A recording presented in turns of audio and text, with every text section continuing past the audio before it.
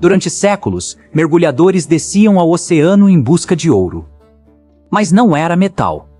Era algo que crescia, escuro como carvão, denso como madeira antiga, valioso como marfim, chamado de coral negro.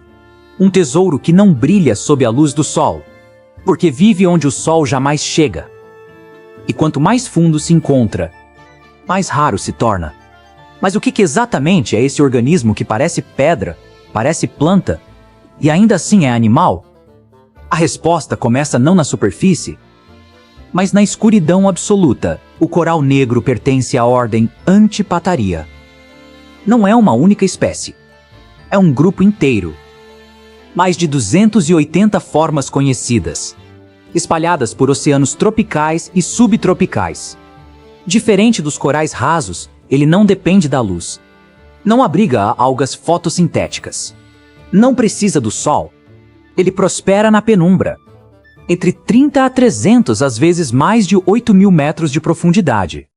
Ali, onde a luz azul se dissolve em preto. Onde a pressão esmagaria aço comum. É nesse silêncio comprimido que o coral negro cresce. Lentamente. Quase imperceptivelmente. O que o torna negro não é sua superfície viva, mas seu esqueleto. Enquanto corais comuns constroem estruturas calcárias claras, o coral negro ergue uma base orgânica, composta de proteína e quitina. Algo mais próximo de unha ou de chifre. Seu interior pode ser negro profundo, marrom avermelhado, às vezes dourado sob polimento. Quando trabalhado, parece madeira exótica. Quando bruto, parece galho carbonizado. Mas cada centímetro dessa madeira marinha pode ter levado décadas para se formar. Porque o coral negro cresce devagar. Extremamente devagar. Algumas colônias crescem menos de 1 centímetro por ano. Isso significa que uma peça de 1 metro pode ter séculos. Estudos com datação por radiocarbono revelaram algo surpreendente. Certos exemplares ultrapassam 4.000 anos de idade. Mais antigos que impérios. Mais velhos que muitas civilizações humanas. Enquanto cidades surgem e caem, o coral negro continua crescendo. Em silêncio. Ele é um arquivo biológico do oceano profundo. Cada anel microscópico registra mudanças químicas na água, temperatura, correntes, história climática.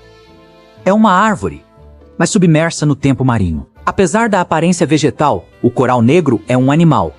Cada ramo é coberto por milhares de pólipos microscópicos.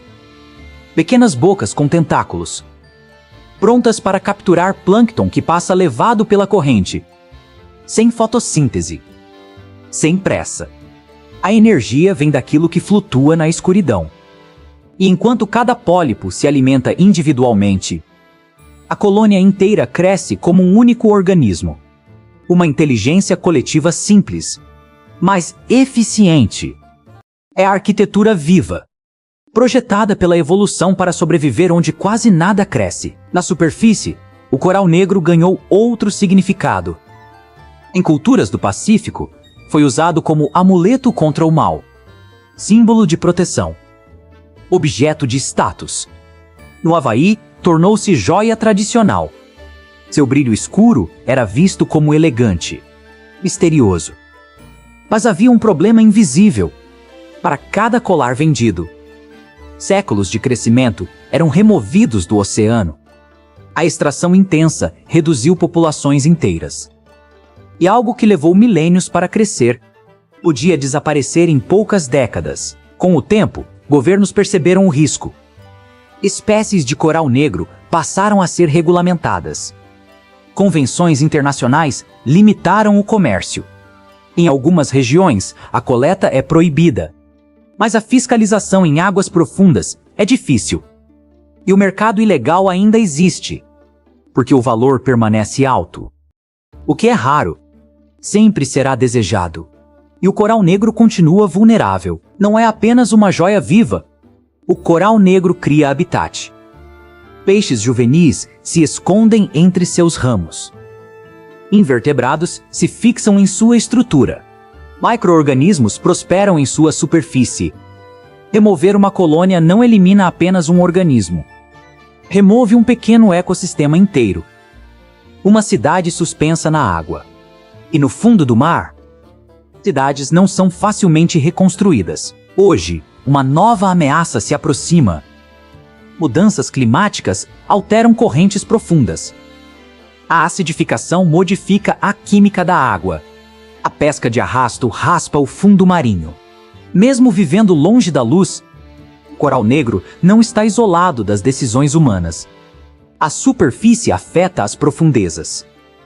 O invisível também sofre. Pesquisadores descobriram que o coral negro pode viver muito mais do que se imaginava.